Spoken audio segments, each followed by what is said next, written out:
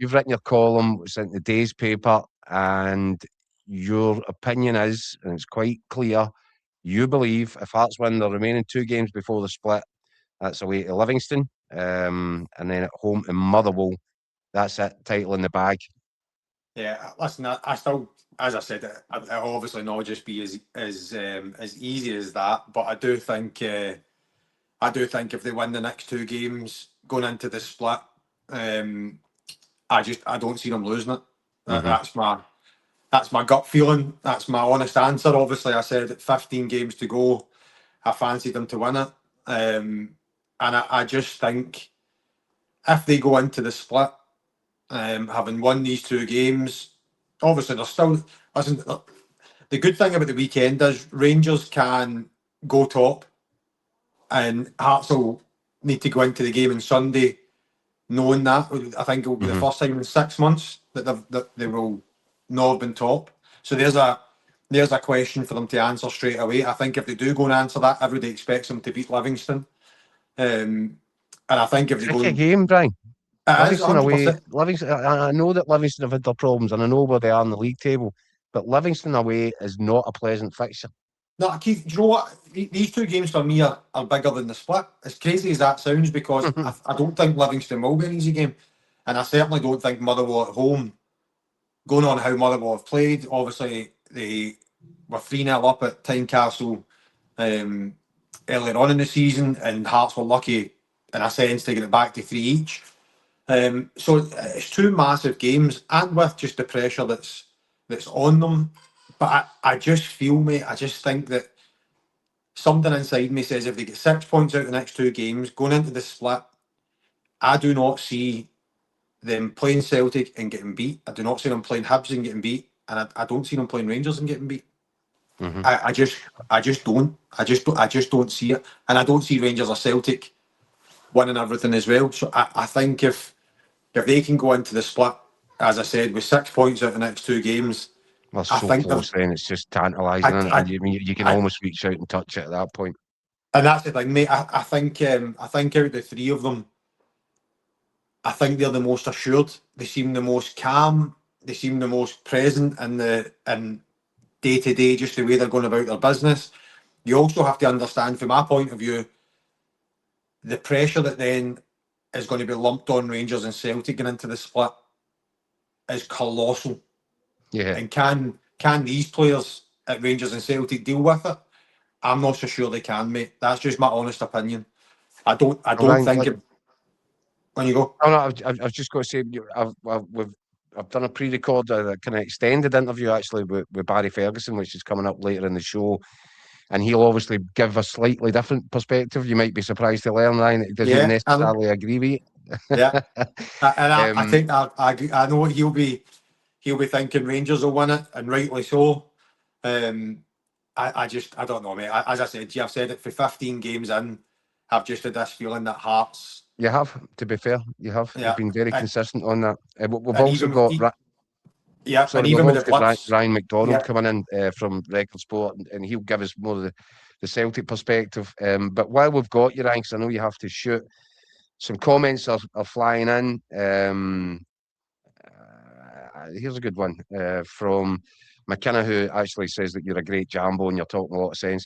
But he does point out we've only lost 1 game when Shanklin has featured. I didn't know that. That's quite a start.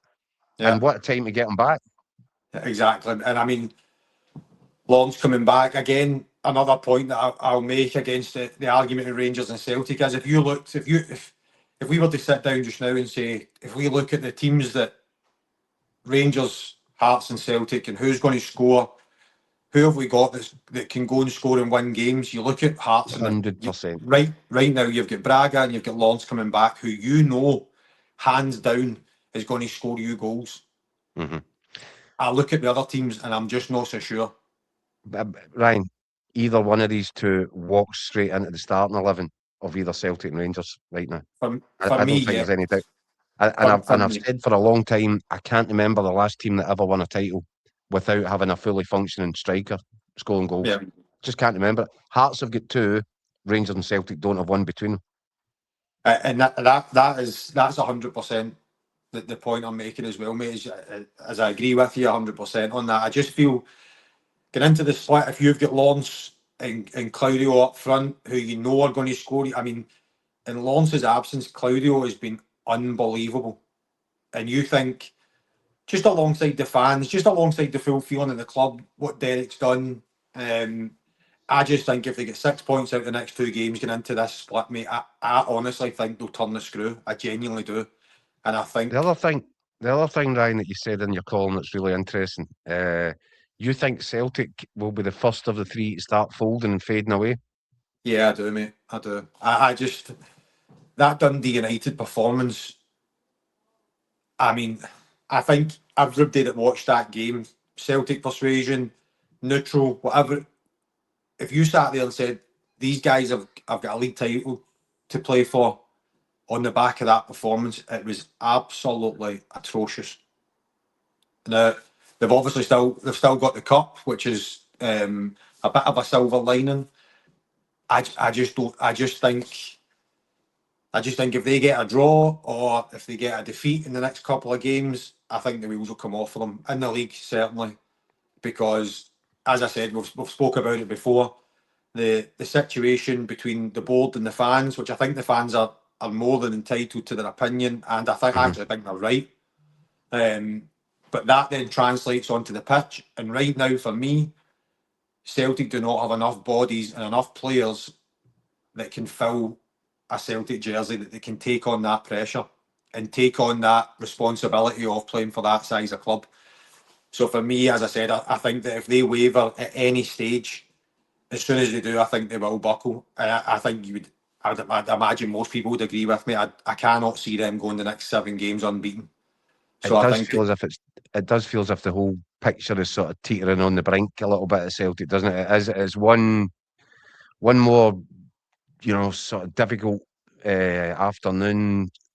Any more drop points, you just feel that relationship, the kind of toxic thing that's part kind of but hasn't gone away, that could come straight back to the fore. Yeah, it's going to spill over. And again, listen, if Rangers go and win at the weekend and go top of the league, even if Celtic win, the fans will be annoyed at that anyway, just because Rangers have now went top of the league, the first team to go top of the league in 6 months, as I said. How do the players then deal with that pressure as well? Because they're then not just chasing Hearts, they're now chasing Hearts and Rangers. I just don't think there's enough resilience. I don't think there's big enough players in there to fill that jersey that ultimately can take on the pressure of playing for that club. And I think it's been proven this season. We've obviously spoke about it in previous. Do you think someone have chucked it? I do, mate. Yes, I do. I don't. Anybody that says that they haven't is either blind or a liar, because you can tell with the way some of them. I mean, you're at Dundee United. The pitch isn't great. I get it. It's the same for Dundee United, but that is a game where you expect players just to roll their sleeves up. You play for Celtic. Just go and do the job. Go and steamroll Dundee United. And that's no disrespect to Dundee United, but go and do what has to be done. You're in this to win a league. Yeah. And it was the first time, mate, Martin O'Neill, what Martin O'Neill's done in the 2 spells that he's been in this season is nothing short of remarkable. And it was the first time I watched his interview after the game, and I just thought, he's deflated. Like it was a big blow for him, I felt. I don't think he saw that performance coming. You're right. He did No. look a little bit rattled by the end of that game. Maybe the saving grace for them is they've had a bit of time over the international break to get themselves together, to try and re-galvanise. Obviously, some players have been away on international duty.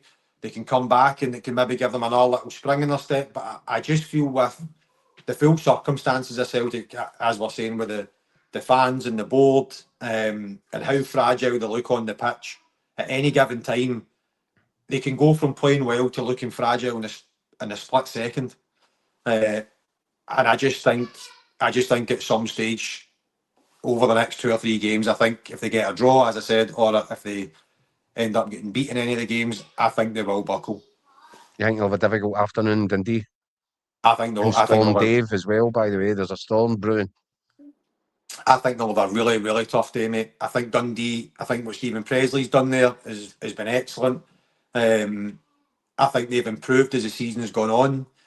And let's be honest, mate, it's like any other. When I played, if I'm a Dundee player, all I'd be thinking about was I cannot wait to play against Celtic to try and basically make their bubble burst. And I don't. That's not because I support Rangers. I don't. That is just the human nature of a football player. You're looking at it and you're going, I'm busting their bubble today. And I think that the Dundee players, alongside Stephen, alongside the fans as well, because as I said, they've been really good this season. They've got stronger and stronger. I think Celtic are in for a very tough afternoon.